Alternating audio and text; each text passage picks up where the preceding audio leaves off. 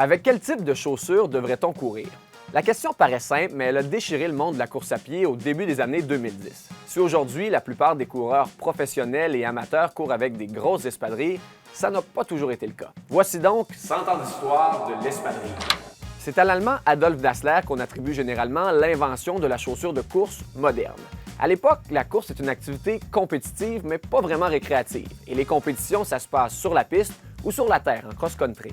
Dans les années 20, Adolf Dassler et son frère Rudolf vont se mettre à fabriquer des souliers sur mesure pour les différentes épreuves d'athlétisme. Et ces souliers-là vont se retrouver dans les pieds de champions olympiques allemands, puis de champions internationaux, comme le sprinteur américain Jesse Owens. Pour la petite histoire, ces deux frères-là vont éventuellement se chicaner et démarrer deux entreprises concurrentes, Puma et Adidas.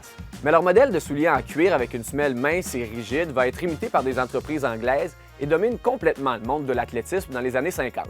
Ce qui fait pas vraiment l'affaire de l'Américain Bill Bowerman, entraîneur-chef de l'équipe d'athlétisme de l'Université d'Oregon, qui se met à modifier lui-même des types d'espadrilles. Il va faire essayer un de ses prototypes à un coureur recru de l'université, un dénommé Phil Knight, avec qui il finit par fonder une entreprise de distribution de chaussures, Blue Ribbon Sports. Et au milieu des années 60, Bowerman convainc le manufacturier japonais Tiger de lui fabriquer une espadrille sur mesure de son cru, plus protectrice du pied. C'est comme ça que va naître la Tiger Cortez, une chaussure avec une longue semelle caoutchoutée traversée par une couche de mousse sous le talon. Ça, c'est nouveau. Ça va permettre aux coureurs d'atterrir directement sur le talon plus coussiné, puis de rouler vers l'avant de leurs pieds. La chaussure a tellement de potentiel que Blue Ribbon Sports va décider de fabriquer son propre modèle.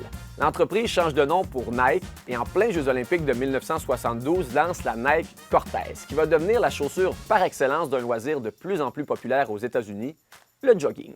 C'est le début d'un empire, Nike, et d'une nouvelle obsession dans l'industrie naissante de la chaussure de course de masse, la semelle coussinée.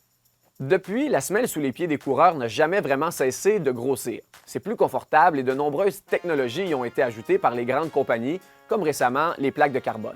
Mais rien de tout ça n'a vraiment réussi à réduire les blessures chez les coureurs. Et c'est dans ce contexte qu'il y a une douzaine d'années est arrivée la vague minimalisme en course à pied. Plusieurs coureurs ont voulu revenir aux très petites semelles, voire même courir pieds nus, pour une foulée plus naturelle, une foulée plus près de celle de nos ancêtres, qui déjà il y a des millions d'années couraient de longues distances pieds nus. Mais laissons un peu de côté Homo erectus.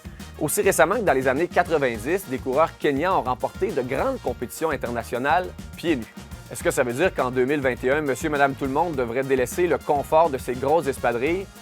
La question est complexe et déchaîne encore les passions chez les scientifiques et les vendeurs de chaussures. C'est l'objet de mon plus récent dossier, les espadrilles de la discorde.